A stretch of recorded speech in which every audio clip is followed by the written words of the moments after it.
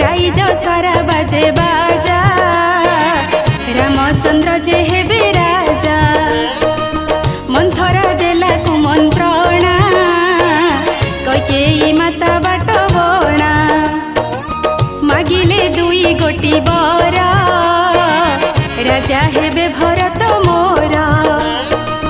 द्वितीय बरटी निष्ठुर बण को जीवे रामचंद्र प्राण जदि बा चली जाऊ वचन अन्यथा न हेऊ 14 वर्ष वनवास पिता होइले स्वर्गवास रहिल पंचवटी बने एमिति गला केते दिन